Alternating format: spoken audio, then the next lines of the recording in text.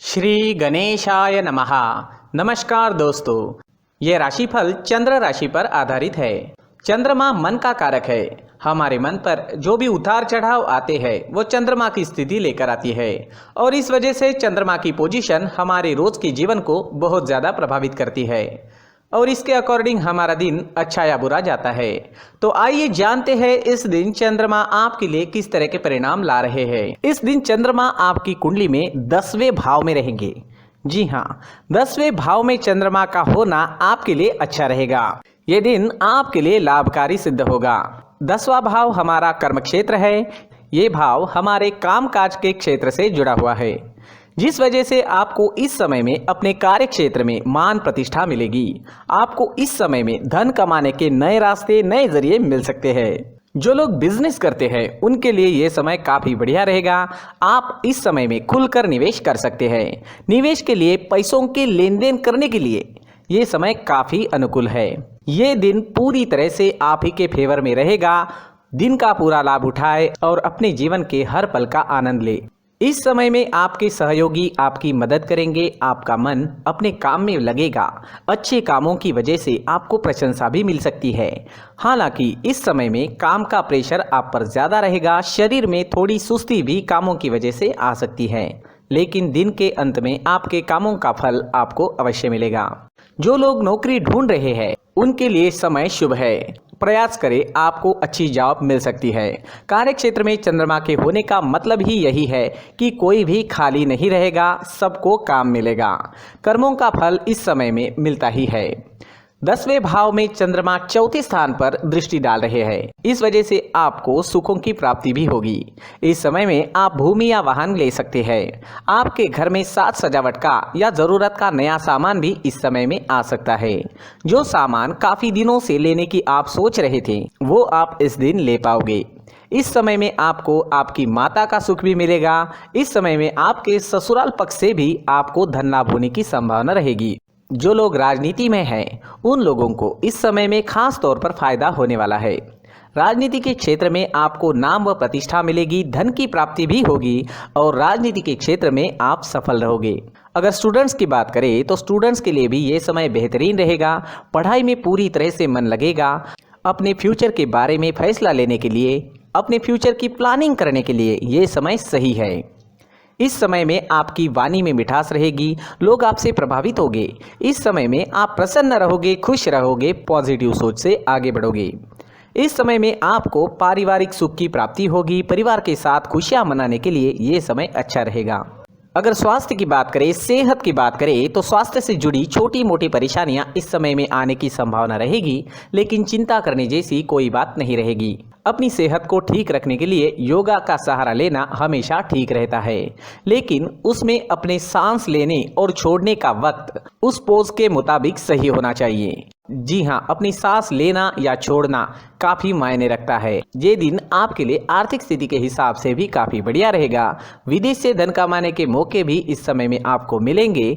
कुल मिलाकर ये दिन बहुत अच्छा जाएगा, बहुत अच्छा साबित होने वाला है। दोस्तों, ये राशिफल चंद्र राशि पर आधारित है। कभी कभी हमारी पर्सनल कुंडली में बाकी ग्रहों की पोजीशन कुछ इस तरह की होती है कि आपके राशिफल परिणाम में बदलाव दिख सकता है। इसलिए राशिफल को एक मार्गदर्शन के तौर पर लिया जाए तो ज्यादा अच्छा रहेगा। दोस्तों, सभी राशि के लोगों के लिए जीवन में आगे बढ़ने के लिए कुछ जरूरी बातें वीडियो में आगे बताई गई है, तो वीडियो आगे जरूर देखें। नमस्कार दोस्तों, व्यक्ति को अपने जीवन में सफल होने के लिए मेहनत के साथ साथ भाग्य का साथ होना भी बहुत ही आवश्यक होता है। अगर व्यक्ति का भाग्य उसका साथ देता है तो कम मेहनत में ही अधिक सफलता प्राप्त होती है, परंतु कई बार ऐसा देखा गया है कि व्यक्ति के जीवन में कई ऐसी घटनाएं घटित होती है जिसकी वजह से उसको बहुत सारी परेशानियों का सामना करना पड़ता है और इस स्थिति में व्यक्ति को बिल्कुल भी समझ नहीं आता कि ऐसा क्यों हो रहा है। दरअसल आपके घर में ही कुछ ऐसी चीजें होती है जो हमारे भाग्य को प्रभावित करती है, हमारे जीवन को प्रभावित करती है और उन चीज़ों के आसपास होते हुए भी हमें वो चीज़ें नज़र नहीं आती। वह चीज़ें हमारे चारों तरफ एक अजीब सा घेरा बनाकर रखती है, परंतु हम उसको नहीं देख पाते। इन चीज़ों से हमारे घर में और हमारे जीवन में नकारात्मकता फैलती है, जिसकी वजह से हमें नुकसान उठाना पड़ता है, जिसकी वजह से हमें भारी नुकसान उठाना पड़ता है। हम पूरी तरह से कंगाल हो सकते हैं। अगर आप कहीं बाहर से आते हैं और अपने जूते चप्पल इधर उधर कहीं भी उतार देते हैं तो ये अशुभ होता है, क्योंकि इधर उधर जूते चप्पल उतारने की आदत की वजह से आपको अपने जीवन में आगे बढ़ने में रुकावटें उत्पन्न होती है। इससे उन्नति में बाधा आती है। इसलिए आप अपने जूते चप्पलों को उनकी जगह पर ठीक प्रकार से रखें। दोस्तों, काफ़ी लोगों को इस तरह की आदत होती है, कहीं से भी बाहर से आते हैं, कहीं भी जूते चप्पल फेंक देते हैं, कहीं पर भी उतार देते हैं। कुछ लोग तो घर के एंट्री के मेन डोर के सामने ही जूते या चप्पल डायरेक्टली उतार देते हैं। ये तो बहुत ही गलत है। साथ ही कुछ लोग जूते चप्पल उल्टे रख देते हैं, उस पर ध्यान नहीं देते। लेकिन इन चीज़ों पर ध्यान देना बहुत ज़रूरी होता है और जूते चप्पल हमारे जीवन को बहुत ज़्यादा प्रभावित करते हैं। दोस्तों, ध्यान रखें, जूते चप्पल हमेशा साफ सुथरे रखें और उनको उनकी जगह पर रखें। उनके लिए एक स्थान बनाएं, उस स्थान पर रखें। अगर कोई व्यवस्था उनके लिए की है तो बहुत ही अच्छी बात है, वहां पर उन्हें रखें, साफ सुथरा रखें। जूते चप्पलों को उनकी जगह पर कुछ इस तरह से रखें कि वो देखने में भी अच्छी लगे। अगर वो चीजें देखने में अच्छी लग रही है तो फिर उनसे निगेटिव एनर्जी उत्पन्न होने की संभावना बिल्कुल भी नहीं रहेगी। तो दोस्तों, इस बात का ध्यान जरूर रखें। साथ ही दोस्तों, एक और बात है जिस पर आपको ध्यान देना बहुत जरूरी होता है।